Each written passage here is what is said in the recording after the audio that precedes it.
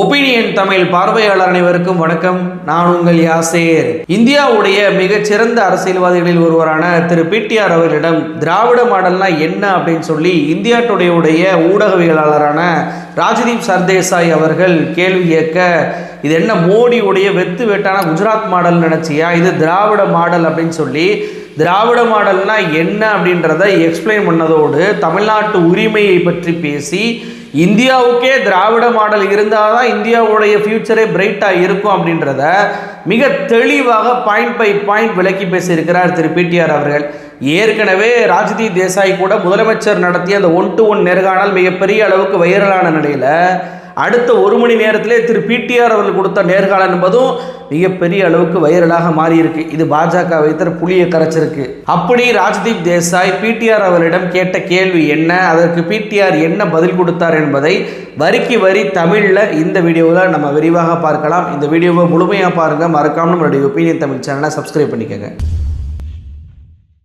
ஏற்கனவே என்டிடிவி தமிழ்நாட்டில் ஒரு கான்க்ளேவ் நடத்தினாங்க. அதுலேயே பார்த்தீங்கன்னா மோடியோட நண்பர், குஜராத் மாடல் தூக்கி பேசின மோடியோட நண்பரை ஓட விரட்டி அடித்தார் பிடிஆர் அவர்கள். அப்படி அடித்த அடியில் இந்த முறை அப்படி யாருமே வரலை.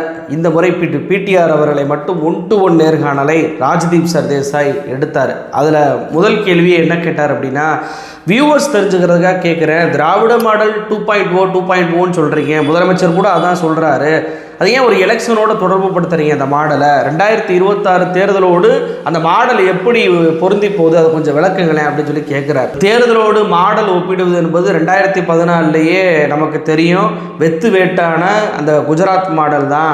2018-19 நினைக்கிறேன் இந்தியா டுடே நடத்திய அந்த கான்க்ளேவ்லேயே நான் பேசியிருந்தேன். அந்த குஜராத் மாடல் அப்படின்றது ஒரு மோசமான ஒரு மாடல், இந்தியாவை வறுமையில் அதிகரித்த மாடல், இந்தியாவில் சுகாதார கேடுகளை உருவாக்கின மாடல், இல்லீகலாக இடம்பெயர்றதுலேருந்து பணக்காரங்களுக்கு மட்டுமே உதவக்கூடிய ஒரு மாடல் தான் இந்த குஜராத் மாடல். அதில் பெர் கேபிட்டா இன்கம் வேணால் அதிகரிச்சிருக்கலாம், ஆனால் தமிழ்நாட்டை பாருங்கள், இங்கே சோசியல் ஸ்ட்ரக்சர்லேருந்து எல்லா விஷயத்தையும் பண்ணுறோம், இன்க்ளூசிவாக பண்ணுறோம், இங்கே பெர் கேபிட்டா இன்கமும் கூடுது. அதே போல் நீங்கள் எந்த இண்டிகேட்டர் எடுத்தாலுமே, ஹெல்த்தாக இருக்கட்டும், எஜுகேஷனாக இருக்கட்டும், எந்த பேராமீட்டர்ஸை நீங்கள் எடுத்தாலுமே அதில் நாங்கள் சிறப்பாக இருக்கோம். குஜராத் மாடலுக்கும் திராவிட மாடலுக்கும் உள்ள வித்தியாசமே, நாங்கள் சோசியல் ஸ்ட்ரக்சர்லேருந்து எல்லோருக்கும் எல்லாம் அப்படின்னு சொல்லி எல்லோருக்கும் கல்வி, பெண்களுக்கான வேலை வாய்ப்பு, அதே போல் மைனாரிட்டிக்கான வாய்ப்பு, எல்லோரையும் உள்ளடக்கிய வளர்ச்சி அப்படின்ற மாடல் தான் நாங்கள் பின்பற்றிக்கிட்டு இருக்கோம். அதனால தான் எங்களுடைய வளர்ச்சி எல்லா மட்டத்திலையும் இருக்குது அப்படின்னு சொல்லி மிக தெளிவாக திரு பிடிஆர் அவர்கள் பேசுகிறார். உடனே இடைமறிக்கக்கூடிய ராஜ்தீப் தேசாய் என்ன சொல்கிறாருன்னா, ஏங்க நான் திராவிட மாடலை பற்றி கேட்டால் நீங்கள் என்ன குஜராத் மாடலை பற்றி சொல்கிறீங்க? அப்போ குஜராத் மாடலோட உங்களுடைய திராவிட மாடலை ஒப்பிடும்போது இந்தியா முழுமைக்கும் 2 மாடல் இருக்குது. குஜராத் மாடல் ஒரு பக்கம், திராவிட மாடல் ஒரு பக்கம். இந்த ரெண்டில் ஏதாவது ஒன்றை சூஸ் பண்ணணும் அப்படின்னு சொல்லி நாட்டு மக்களுக்கு நீங்கள் சொல்ல வரீங்களா? தமிழ்நாட்டை தாண்டி திராவிட மாடல் ஃப்யூச்சருக்கு தேவைப்படும் அப்படின்னு சொல்லி சொல்ல வரீங்களா அப்படின்னு சொல்லி கேட்க, எங்களுடைய ஃப்யூச்சர் பிரைட்டாக இருக்குது. அதற்கு காரணம் எங்ககிட்ட சிறப்பான ஒரு மாடல் இருக்குது, திராவிட மாடல் இருக்குது. எங்களுடைய மாடலை நீங்கள் பின்பற்றினீங்கன்னா நாட்டோடைய ஃப்யூச்சர் சிறப்பாக இருக்கும். ஏன்னா நாங்கள் நிரூபித்து காட்டியிருக்கோம். எங்களுடைய மாடலில் பார்த்தீங்கன்னா ஆழமான தத்துவங்கள் இருக்குது, 100% இன்க்ளூசன் இருக்குது, எல்லோரையும் உள்ளடக்கியது இருக்குது, சம வாய்ப்புகள் இருக்குது, எல்லோருக்குமான கல்வி இங்கே இருக்குது, எல்லோருக்குமான வாய்ப்பை ஏற்படுத்தி கொடுக்கக்கூடிய அளவுக்கு இடஒதுக்கீடு இங்கே இருக்குது. இதை நாங்கள் 100 வருஷமாக சிறப்பாக செயல்படுத்திக்கிட்டு இருக்கோம். தென்னிந்தியா முழுமைக்கும் இதை நீங்கள் ஒரு காமனாகவே பார்க்கலாம். ஏன்னா முன்னாடி நாங்கள் எல்லாருமே மெட்ராஸ் பிரசிடென்சி அப்படின்னு சொல்லி ஒன்றா தான் இருந்தோம். இதற்கு முன்னாலேயே விஜயநகர பேரரசு, சோழ மன்னர்கள் காலத்திலையும் நாங்கள்லாம் ஒன்றா இருந்ததுனால இந்த மாடல் வளர்ச்சி என்பது காமனாக தென்னிந்தியா முழுவதும் நீங்கள் பார்க்கலாம் அப்படின்னு சொல்லி திரு பிடிஆர் அவர்கள் சொல்கிறார். உடனே ராஜ்தீப் என்ன கேட்குறாருன்னா, ஒரு விஷயத்தில் நான் உங்கள்கிட்ட சேலஞ்ச் பண்ணுறேன், நீங்கள் என்ன தான் இண்டிகேட்டர் பல இண்டிகேட்டர் பல பேராமீட்டரில் மிகப்பெரிய அளவுக்கு அதிகமான இடங்களை ஹையர்ஸ் பொசிஷனை பெற்றிருந்தாலும் உங்களுடைய கொள்கை என்பது ஒரு பொலிட்டிக்கல் கல்ச்சர், அதாவது ஊழல் வாரிசு அரசியல், இதில் வந்துட்டு நீர்த்து போகலையா அவங்க திராவிட கொள்கை அப்படின்னு சொல்லி கேட்குறாரு. இந்தியாவில் எந்த மாநிலத்தில் ஊழல் இல்லை, எந்த மாநிலத்தில் வாரிசு இல்லைன்னு சொல்லுங்கள், இதுக்கு நான் பதில் சொல்கிறேன்றாரு. ஏங்க இது தப்பான பதிலுங்க அப்படின்னு உடனே வந்துட்டு பிடிஆர் என்ன சொல்கிறாருன்னா, அவுட்கம் என்ன இருக்குன்னு பாருங்கள், பல ஆண்டுகளாக இருக்கக்கூடிய பொலிட்டிக்கல் சிஸ்டம் இது, எங்ககிட்ட சொசைட்டி, எங்களுடைய தமிழ்நாட்டு மக்கள் வந்து பெட்டராக இருக்கிறாங்க, எங்களுடைய வளர்ச்சி பெட்டராக இருக்குது. நீங்கள் ஊழல்னு சொல்கிறீங்க, இம்ப்யூரிட்டி எல்லா இடத்துலையும் இருக்க தான் செய்யுது, ஆனால் அவுட்கமாக தான் நம்ம பார்க்கணும் அப்படின்னு சொல்லி பிடிஆர் அவர்கள் சொன்ன உடனேயே ராஜ்தீப் தேசாய் என்ன கேட்குறாருன்னா, இல்லைங்க நரேந்திர மோடியுடைய ஆதரவாளர்கள் நீங்கள் வந்துட்டு ஊழலற்ற வளர்ச்சியை நான் கொடுப்பேன் அப்படின்னு சொல்லி சொல்கிறாங்களே குஜராத் மாடலில் அப்படின்னு சொல்லும்போது பேசும்போதே இடைமறிக்கிறார் பிடிஆர். ராஜீவ் ராஜீவ் ராஜீவ் அப்படின்னு சொல்லிட்டு அவரை நிப்பாட்டி, என்ன நீங்கள் என்ன சுப்ரீம் கோர்ட்டில் எலக்ட்ரல் பாண்டு குறித்த அந்த தீர்ப்பை வாசிக்கலையா, நீங்கள் படித்து வர நினச்சனே, எவ்வளோ பெரிய ஒரு கட்டமைக்கப்பட்ட ஒரு ஊழலை இந்த மோடி அரசு பண்ணுச்சு அப்படின்னு சொல்லி உங்களுக்கு தெரியலையா, டெண்டரை தொடங்கினா டெண்டரை முடித்தா சிபிஐ வந்து வழக்கை எடுத்தா இடி ரைடு விட்டா, இப்படி எல்லா பக்கமும் தொழில் நிறுவனங்களை மிரட்டி காசு வாங்கினாங்களா இல்லையா, எவ்வளவு பெரிய ஊழலை எலக்ட்ரோ பாண்டில் ஒரு அமைப்பாக்கப்பட்ட ஊழலை பண்ணவங்களை போயிட்டு நீங்கள் ஊழலற்ற வளர்ச்சியை கொடுப்பாங்கன்னு சொல்லுவதே வேடிக்கையா இல்லையா அப்படின்னு சொல்லி கேட்குறாரு பிடிஆர். உடனே ராஜ்தீப் தேசாய் சொல்கிறாரு, உங்களுக்கு கூட தான் வந்து எலக்ட்ரோ பாண்ட் வந்துச்சு அப்படின்னு. நான் அதைத்தான் சொல்கிறேன், இங்கே நாங்கள் 500 கோடி எலக்ட்ரோ பாண்டில் வாங்கினோம், அவங்க 8000 கோடி வாங்கினாங்க, ஆனால் நாங்கள் ஒன்றும் பிஎம் கேர்ஸ்ன்னு சொல்லிட்டு ஓப்பன் பண்ணி பிஎம்ஐ தலைவராக போட்டு பிஎம்முடைய பேர்லேயே திட்டத்தை ஆரம்பித்து, இது வந்து அரசாங்கத்துக்கு சம்மந்தம் இல்லை, இது தனியார் அமைப்பு, இது ஆர்டிஐ கீழே வராது, இது வந்துட்டு ஆடிட்டு கீழே வராது அப்படின்லாம் நாங்கள் சொல்லவே இல்லை. பியூரிட்டி அப்படின்றது ஒரு இடத்துல கூட இருக்காது, பியூரிட்டி எங்ககிட்ட இருக்குன்னு சொல்லுவதை யாராலையும் நம்ப முடியாது அப்படின்னு சொல்லி ரொம்பவுமே யதார்த்தமாக பேசுகிறார் பிடிஆர். இதுக்கப்புறம் தான் ஃபைட் ஆரம்பிக்குது. அதாவது ராஜ்தீப் தேசாய் கேட்குறாரு, என்னங்க திராவிட மாடல் இன்க்ளூஷன் சொல்கிறீங்க, ஆனால் நீங்கள் வந்து ஆன்டி ஹிந்தியா இல்லையா, ஆன்டி நீட்டா இல்லையா, எல்லா ஒன்றிய அரசு திட்டங்களையுமே நீங்கள் விலகி தானே இருக்கிறீங்க, என்இபி கொண்டு வந்தாலும் வேணான்றீங்க, 3 லாங்குவேஜ் ஃபார்முலா கொண்டு வந்தாலும் வேணான்றீங்க, அப்போது தமிழ்நாடு விசஸ் டெல்லி அப்படின்றதான் உங்களுடைய ஐடென்டிட்டியா அப்படின்னு சொல்லி கேட்குறாரு. பிடிஆர் அழகாக சொல்கிறார், நாங்கள் ஆன்டி ஹிந்தி கிடையாதுங்க, ஆன்டி ஹிந்தி இம்போசிஷன், நாங்கள் ஆன்டி நீட்டு தான். ஏன்னா நாங்கள் எங்கள் காசில் சிறப்பாக மருத்துவ கட்டமைப்புகளை உருவாக்கி வைக்கிறோம், எங்களுடைய பிள்ளைகள் எங்கள் காசில் உருவான கல்லூரிகளில் படிக்கக்கூடாது அப்படின்னு சொல்லி நீங்கள் ஒரு எக்ஸாமை கொண்டு வந்தீங்கன்னா அதை நாங்கள் ஏற்றுக்கொள்ள முடியாது. எங்கள் திராவிட மாடலை விட ரொம்பவும் பின்தங்கி போன ஒரு மாடலை அடாப்ட் பண்ணிக்க அப்படின்னு சொன்னால் எப்படி எங்களால் அடாப்ட் பண்ண முடியும்? நாங்கள் சிந்தனையாளர்கள், எங்களை விட உங்களுடைய மாடல் சிறப்பாக இருக்குது அப்படின்னு சொல்லி காட்டுங்க, கண்டிப்பாக நாங்கள் அதை கவனிக்கிறோம். ஆனால் எங்களை விட கீழான உள்ள மாடலை வச்சுக்கிட்டு அதை நீ ஏற்றுக்கொள்ளணும் அப்படின்னு சொல்லி எங்களை நிர்பந்தம் பண்ணுவது, எங்களை டிக்டேட்டர்ஷிப் பண்ணுவது என்பது எப்படி ஏற்றுக்கொள்ள முடியும்? ஒரே ஒரு இடத்துல எங்கள் மாடலை விட உங்கள் மாடல் சூப்பர் மாடல் அப்படின்னு சொல்லுங்க பார்ப்போம் அப்படின்னு சொல்லி கேட்டவுடனே ராஜ்தீப் தேசாய் சொல்கிறார், என்னங்க டிக்டேட்டர் அப்படின்ற வார்த்தையெல்லாம் பயன்படுத்துறீங்க, அப்போ தமிழ்நாடுக்கு என்ன தனி அஜெண்டா இருக்கா அப்படின்னு சொல்லி கேட்குறாரு. உடனே பிடிஆர் அவர் என்ன சொல்கிறாருன்னா, இது தமிழ்நாடு மட்டுமல்ல எல்லா மாநிலத்திலையும் பொருந்தும், அரசியலமைப்பு சட்டத்தில் கன்கரண்ட் லிஸ்ட் இருக்குல்ல, ஸ்டேட் லிஸ்ட் இருக்குல்ல, சென்ட்ரல் லிஸ்ட் இருக்குல்ல, அவர் ஏன் கவர்னர் வந்து எந்த பில்லுக்குமே கையெழுத்து போட மாட்டுறாரு? இப்போ நீங்கள் வந்துட்டு எஸ்எஸ்ஏ திட்டத்துக்கு நிதியை கொடுன்னா கொடுக்க மாட்டீங்க, கேட்டால் என்இபியை 3 லாங்குவேஜ் ஃபார்முலாவை அக்செப்ட் பண்ணிக்கிட்டா தான் காசை தருவேன் அப்படின்னு சொல்கிறீங்க. எந்த பில் அதில் இருக்குது? ஒரு மசோதா போட்டு வந்தீங்களா? என்இபிக்கு ஏற்றுக்கொண்டால்தான் எஸ்எஸ்ஏக்கு நாங்கள் பணம் தருவோம் அப்படின்னு சொல்லி ஏதாவது சட்டத்தை கொண்டு வந்தீங்களா? ஒரு மசோதா கொண்டு வந்தீங்களா? எதுவுமே இல்லை. ஆனால் இதை ஏற்றுக்கொண்டாதான் உனக்கு பணம் தருவோம் அப்படின்னு சொல்லுவது டிக்டேட்டர்ஷிப் இல்லையா? இது ஜனநாயகத்துக்கு விரோதமானது இல்லையா? இதுக்கு பேர் என்ன அப்படின்னு சொல்லி பிடிஆர் அவர் கேட்க, சரி ஓகே, இந்தியாவுடைய பலமே வேற்றுமையில் ஒன்று தான், பல மொழிகள் கொண்ட ஒரு நாடு தான் இந்தியா அப்படின்றத ஏற்றுக்கிறோம், அப்புறம் ஏன் ஹிந்தி ஏற்றுக்கிற மாட்டீங்க? உங்களுடைய இளம் பிள்ளைகள் எல்லாம் வந்து ஹிந்தி படித்தா நல்லது தானே அப்படின்னு சொல்லி கேட்கும்போது இங்கே தான் பிடிஆர் தன்னுடைய ஆட்டத்தை ஆரம்பிக்கிறார். என்ன அப்படின்னா, சாம்பிளுக்கு ஒரு விஷயத்தை நான் சொல்கிறேன், உங்களுடைய இந்தியா டுடே ஒரு பேனலிஸ்ட் என்னை பார்ப்பதற்கு, என்னை இன்டர்வியூ எடுப்பதற்கு வந்தார், என்கிட்ட வந்துட்டு ஒரு பேட் நியூஸ் இருக்குது அப்படின்னு சொல்லி சொன்னார். என்னங்க பேட் நியூஸ் அப்படின்னு சொல்லி கேட்டேன். உங்கள் தமிழ்நாட்டில் நிறைய பிள்ளைகள் ஹிந்தி படிக்கிறாங்க, எல்லா இடங்களையும் ஹிந்தி பேசப்படுதுங்க அப்படின்னு சொல்ல உடனே நான் கேட்டேன், இது என்னங்க பேட் நியூஸ் ஆகும்? இது எதனால் எனக்கு பேட் நியூஸ்ன்னு சொல்கிறீங்க? ஏதோ நோய் பரவிக்கிட்டு இருக்க மாதிரி பேட் நியூஸ்ன்னு சொல்லிக்கிட்டு இருக்கிறீங்களே. விருப்பப்பட்டவன் விருப்பப்பட்ட மொழியை படிச்சுட்டு போகட்டும், விருப்பப்பட்டவன் அவன் பிடிச்ச மொழியில் பேசிட்டு போகட்டும், இதில் எனக்கு எந்த பிரச்சனையும் கிடையாது. ஆனால் என்னுடைய ஸ்கூலுக்குள்ளே வந்துக்கிட்டு என் பிள்ளைங்க ஒழுங்காக படிச்சுக்கிட்டு இருக்கக்கூடிய அந்த லேர்னிங் சிஸ்டத்தை நீங்கள் டைலூட் பண்ண நினச்சிங்கன்னா தான் நான் கண்டிப்பாக அதை எதிர்ப்பேன். என் நண்பர் பிரகாஷ் ராஜ் சொன்னது தான் இங்கே ஞாபகத்துக்கு வருது. அவர் ஒருத்தர்கிட்ட ஹிந்தியில் பேசியிருக்கிறாரு. உடனே அவர் உங்களுக்கு ஹிந்திலாம் பேச தெரியுமா அப்படின்னு சொல்லி கேட்கும்போது, கண்டிப்பாக பேச தெரியும். உங்களுக்கு ஹிந்தி தெரிஞ்சதுனால ஹிந்தி பேசுகிறீங்க, நான் ஹிந்தியில் பேசுகிறேன், ஏன் தெரியுமா? உங்களுக்கு ஹிந்தி மட்டும் தெரிகிறதுனால தான் அப்படின்னு சொன்னார். அப்போ இங்கே நான் என்னுடைய தாய்மொழியை படிக்கிறேன், கம்யூனிகேஷனுக்கு கமர்ஷியல் லாங்குவேஜாக இங்கிலீஷை படிக்கிறேன், கூடுதலாக ஓங்கிட்ட பேசணும் அப்படின்றக்காக நான் ஹிந்தி படிக்கணுமா?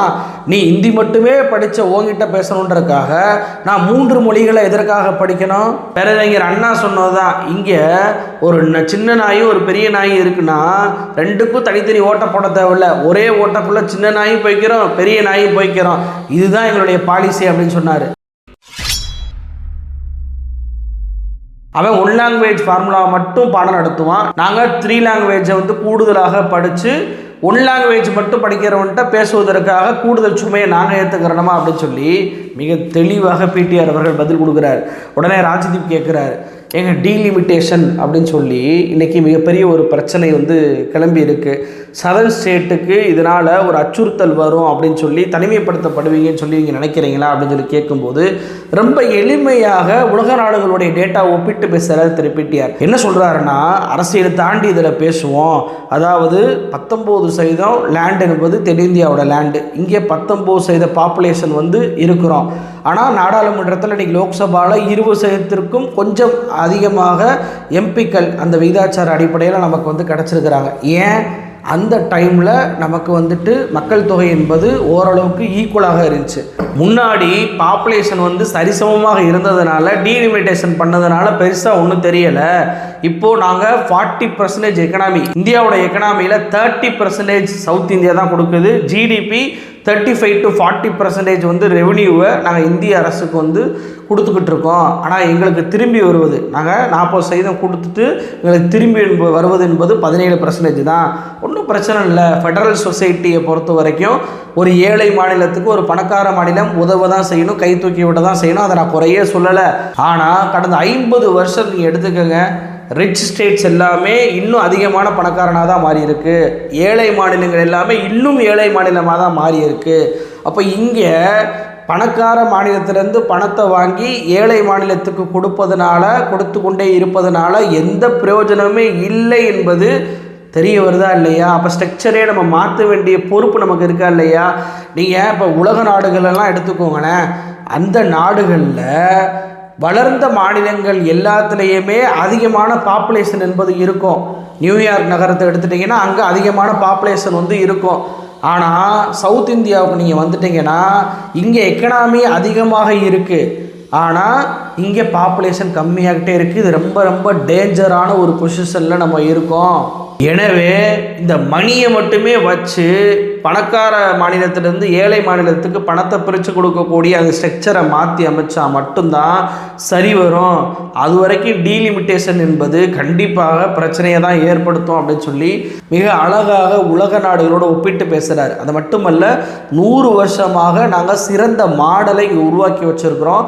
எங்களுடைய மாடல் சோசியல் செக்டர்லேருந்து ஆரம்பிக்கிறதுனால இந்த மாடலை பின்பற்றினால் கண்டிப்பாக ஏழை மாநிலங்களும் பணக்கார மாநிலங்களோடு வளர்ந்து வரக்கூடிய சூழல் என்பது உருவாகும் அப்படின்னு சொல்லி தன்னுடைய வாதத்தை எடுத்து வைக்கிறாரு திரு பிடிஆர் அவர்கள். அப்போ திராவிட மாடல்னால் அவரையும் சரிசமமான வாய்ப்பு அரசாங்க வேலைவாய்ப்பு மட்டும்தானா, தனியார் வேலைவாய்ப்புலாம் இல்லையா, குளோபலோட நீங்கள் கம்பீட் பண்ண மாட்டீங்களா, குளோபல் ட்ரெண்டுக்கு ஏற்றாப்புல மாற மாட்டீங்களா அப்படின்னு சொல்லி ராஜ்தீப் கேட்குறாரு. அது உடனே திரு பிடிஆர் அவர்கள் கடந்த 5 வருஷத்தை எடுத்துக்கங்க, எங்களுடைய முதலமைச்சர் 11.9% வளர்ச்சியை கொண்டு வந்திருக்கிறாரு. இது தமிழ்நாட்டோட மட்டும் வந்துருமா? குளோபல் ட்ரெண்டை வந்து ஃபாலோ பண்ணாமல் இது கிடச்சிருக்குமா? இந்த சதவீதத்தை நம்மளால் உருவாக்க முடியுமா? நான் 2 விஷயத்த சொல்கிறேன்.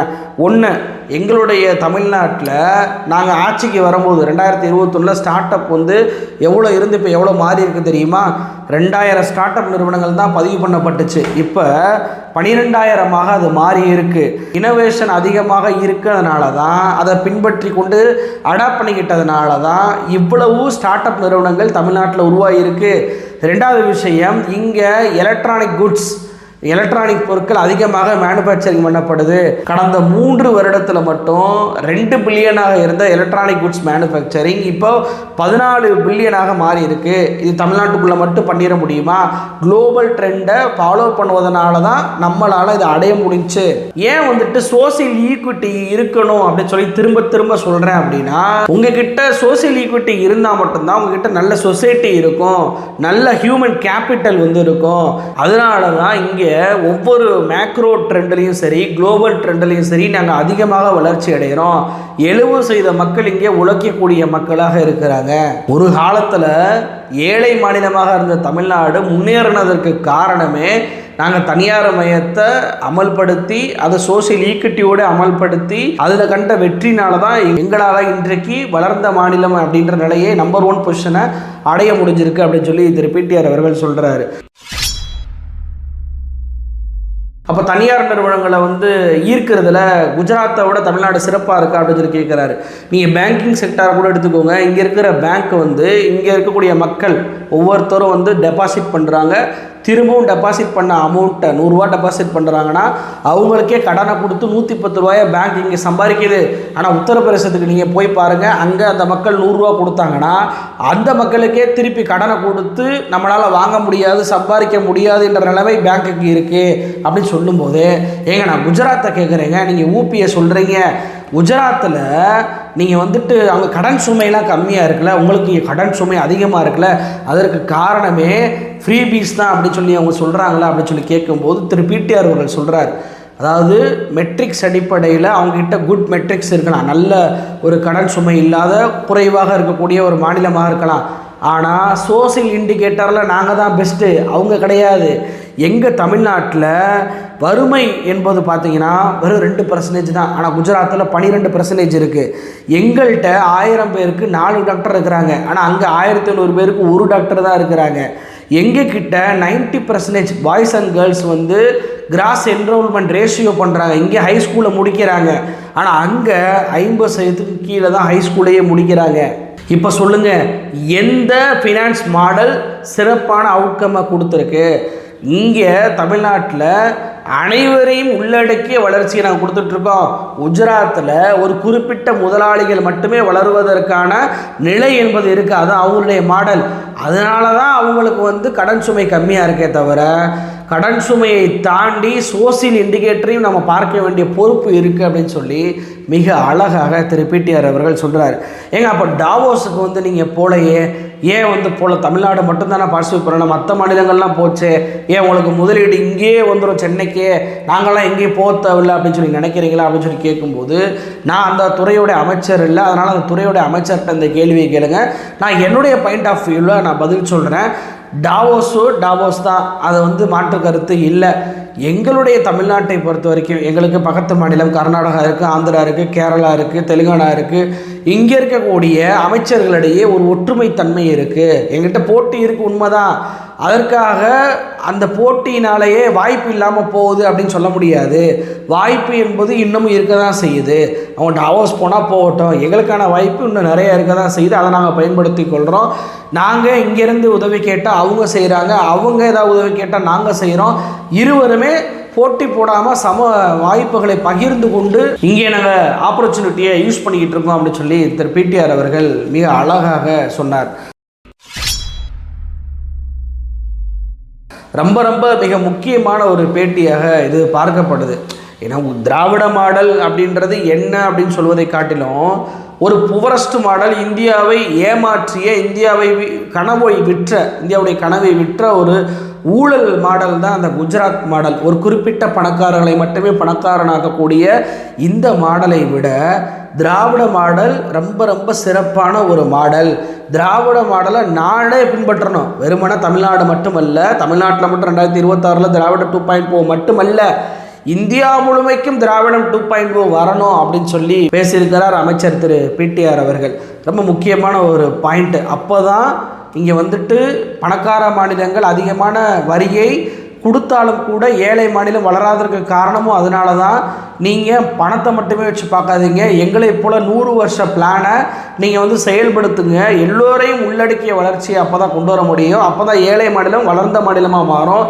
அப்போ நீங்கள் டீலிமிட்டேஷன் பண்ணால் கூட எந்த பிரச்சனையும் இருக்காது அப்படின்னு சொல்லி மிக அழகாக தன்னுடைய வாய்ப்பை பயன்படுத்திக்கிட்டார் அப்படின்னு தான் சொல்லணும். திரு பிடிஆர் அவர்களுடைய பேச்சு என்பது கண்டிப்பாக வட இந்தியர்களுக்கு ஒரு விழிப்புணர்வை ஏற்படுத்த தான் செய்யும். அதற்கு இந்தியா டுடே ஒரு நல்ல வாய்ப்பை ஏற்படுத்தி கொடுத்துருக்கிறாங்க அப்படின்னு தான் என்னுடைய பார்வை. நன்றி.